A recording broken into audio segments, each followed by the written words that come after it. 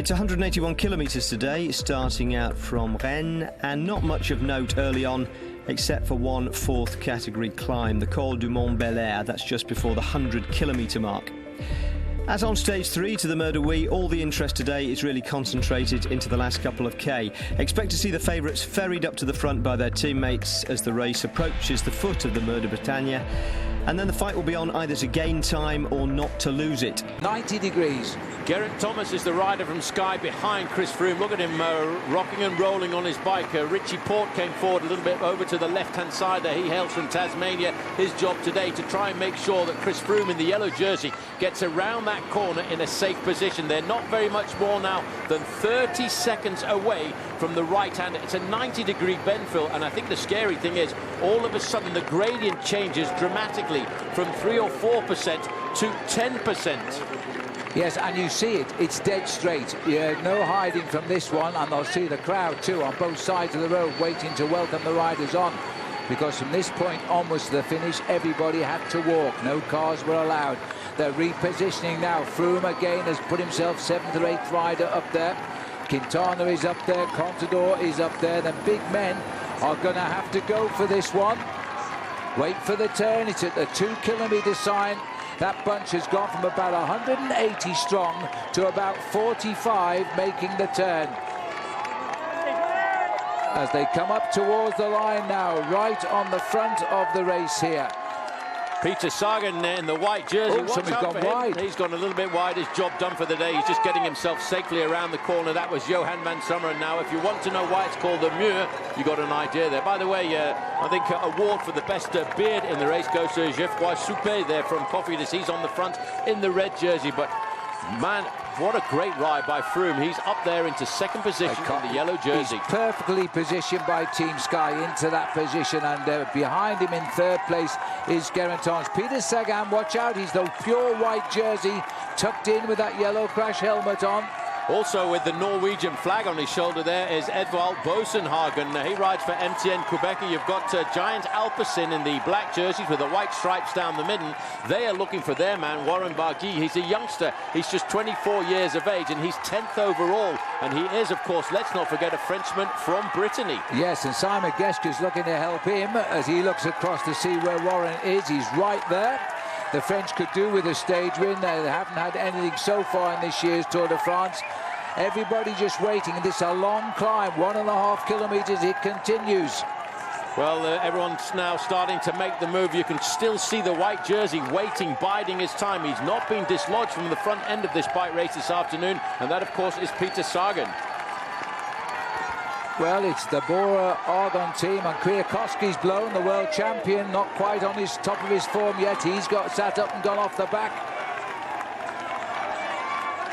As they start to come through again now, and it looks as though they're trying here for Orica Green Edge.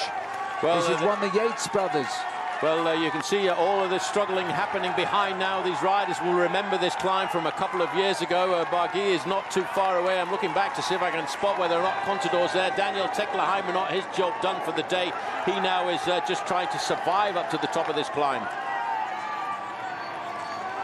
Well, this is one of the attacks here. It's Adam Yates, the identical twin of Simon, who's got himself onto the front. Christophe Riblon, I think it is here, who's trying to pile on the pressure.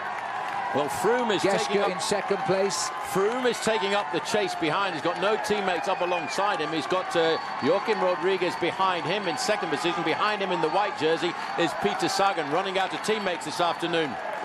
So the men that are thinking long-term to Paris and are fighting for seconds here. Chris Froome is in the hot seat.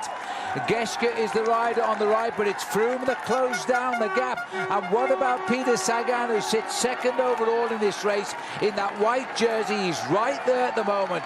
Well, now you can see, look at the acceleration of Froome. He's wiped away those accelerations now. Right up into third, fourth position is Peter Sagan. Sagan now, I think, to you, Phil, is going to be the most dangerous rider. He's not been put any distance at all between himself and the... Oh, an acceleration! Well, it's an acceleration. It's gone from by AG2R here, who's launched the attack on them. It doesn't, I'm not sure whether it isn't Roman Bardet who's put the move in here from Team A. And what's happened here? There's trouble here for last year's defending champion, Vincenzo Nibali. He's losing time there. He is dangling off the back. Now the attack from Dan Martin. Dan Martin, who's trying to make a long run to the finish after all of the hard work of his team, has winded it up. He's got away. He's got one rider to catch. This is Villemeros, who's gone at the front. He's surprised with his third place finish on the Mer de Huy, and he's now making his run for the finish. Can Dan Martin reach him? Sagan looks over his shoulder. No reaction from the field.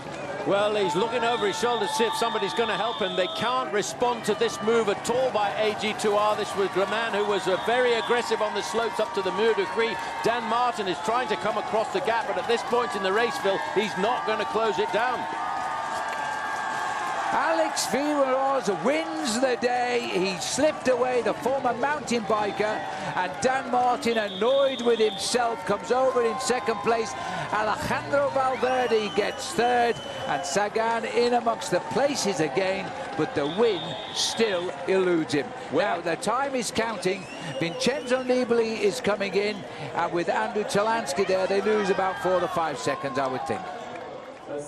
In fact, it was slightly more in the end. Dan Martin was closer than them to the winner, but not close enough. I knew exactly what I had to do, and I just couldn't get out. I mean, I was on the wrong side of the group, and then I saw the AG2R guy go, and I knew it was a good move, but I just couldn't get out, and then when I did, it was too late, you know. So yeah, I'm really disappointed because the guys rode incredible. Yeah, kept me out of trouble, kept me relaxed, and they really believed in me. But yeah, we'll try again. Really was one of those stages where positioning was everything, and it didn't quite come off today. But the team, they worked hard for you. Yeah, we're just on the last climb, you know. Everybody just stuck on the right-hand barrier, and I was on the right-hand barrier, you know, and there's nowhere to go. Adam, well, how hard was the Mur de Bretagne?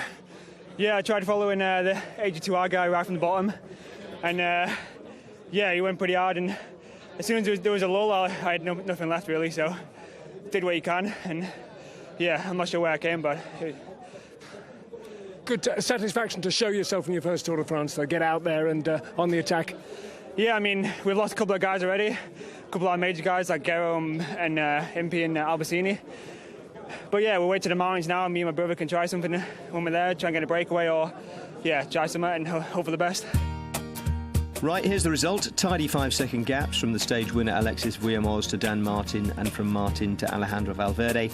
Peter Sagan was out of the time bonus places for once in 4th. Adam Yates finished 7th after Simon's 8th on the Mur de Huy last week. TJ Van Garderen was right on Chris Froome's wheel. Simon Yates and all the main contenders were in that 25-man group, all except for Vincenzo Nibali, who went backwards as soon as Froome turned up the speed at the front and lost 10 seconds over the last few hundred metres. He wasn't talking afterwards, Chris Froome was.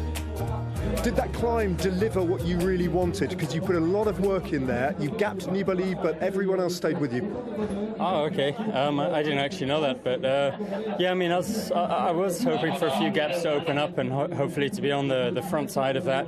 But there was quite a lot of headwind on that final climb, which made it difficult to really make a difference. So at the end of the day, it was more about just controlling my main rivals and staying in contact with the front of the race. But guys did a great job again today, so really happy with that. More like quiet satisfaction compared with the delight of the stage winner. Alexis Villemeros not quite single-handedly saving AG2R's Tour on his debut, but certainly lifting their mood after a poor start. Now, you never know what's going to come out of Oleg Tinkov's Twitter account from one day to the next, and he's been pretty disparaging about Peter Sagan at times this season, but they were back on selfie terms after the stage. Not that declining a selfie with the team owner is really an option, I suppose. The reason for all the smiles was that 4th place on the stage was enough for Sagan to take the lead in the green jersey competition that he's won for the last 3 years. How was your day today? Very good. Yeah, I was hoping for a little bit for a win the stage today, but after in the climb I was like, yeah, I stay with the Froome, and after I tried to attack the last meters, after yeah, 2 guys on the front was very strong, and I come to the finish with legs like this. And then I was very happy with 4th place today, and yeah, also with the green jersey.